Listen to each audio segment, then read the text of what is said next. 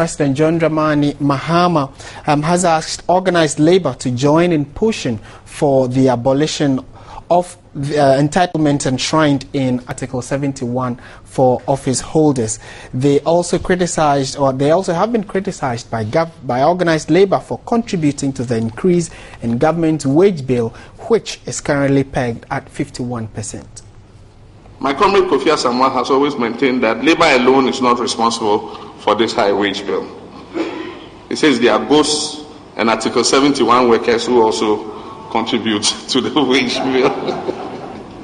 I will ask him to join us in pushing forward the constitutional reforms, in which one of the reforms is to abolish Article 71 and replace it with an independent emoluments commission. And so if Labour will be a partner with government, we should be able to move these constitutional reforms forward so that we have a fair and transparent platform on which all public sector workers, notwithstanding what category, are remunerated accordingly.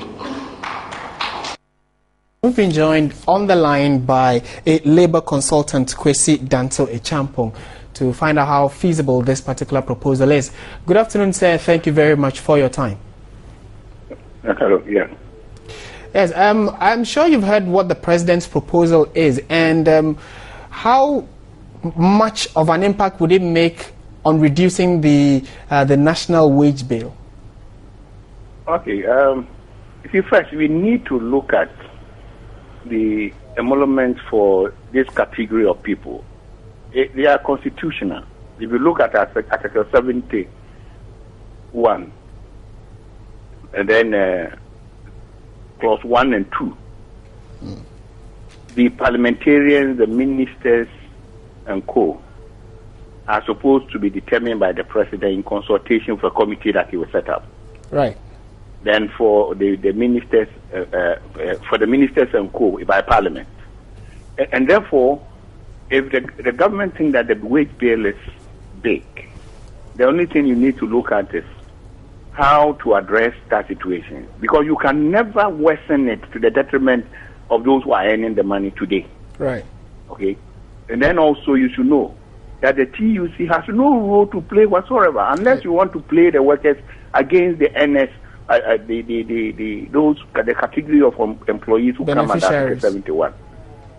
That yes, these are the people who are causing the wage bill to be high, and therefore organized labor help me to reduce it. In what way can labor help something that is constitutional? They have no role in the determination of those allowances. And then you should know that under the single spine policy, those under Article 71 and the armed forces have been excluded from the single spine thing. So they don't come under any negotiation proper for them to determine their levels of emolument. So if the government thinks that the wage bill is going high, immediately what the president can do is to weed off the unneeded people who are parading the corridors of power as deputy ministers and staffers. Because we can do with our assistant ministers and staffers. We have over 100 of them. What are they doing? And they are earning money, they are riding in cars, they are taking fuel. Some of them are living in government bungalows at a cost to the nation.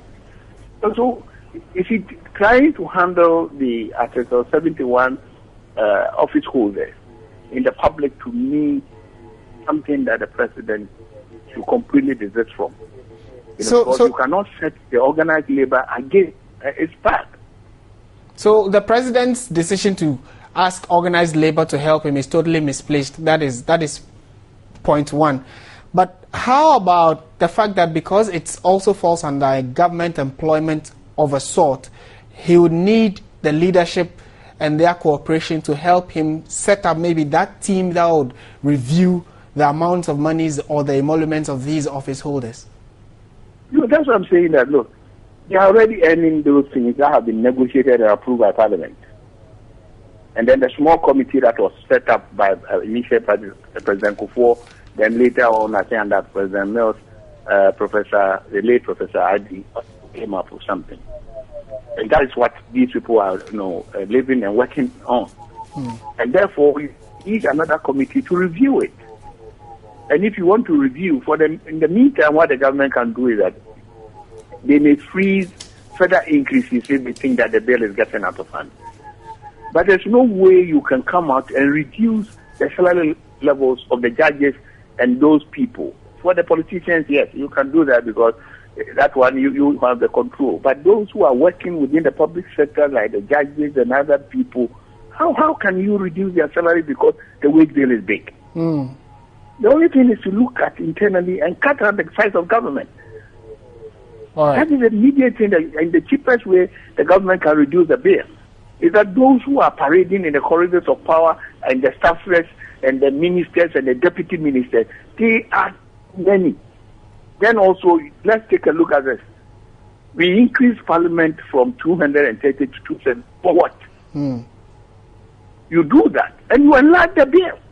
Because when they were doing that, they ought to have known that these people, when they come, they also will add up onto the bill. Exactly. And therefore, that's not the way to run a government. You do that and then later come back and then begin to complain. And please, that's one I need to emphasize. They should take organized labor out because they have no role to play. All right.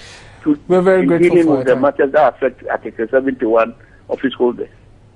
All right. Thank you very much, Kwesi Danso Echampong, for your time and your explanation on the issues about the abolition of the emoluments or entitlements to Article 71 office holders, which was proposed by President John Dramani Mahama. Now, he is a labor consultant and was speaking to us.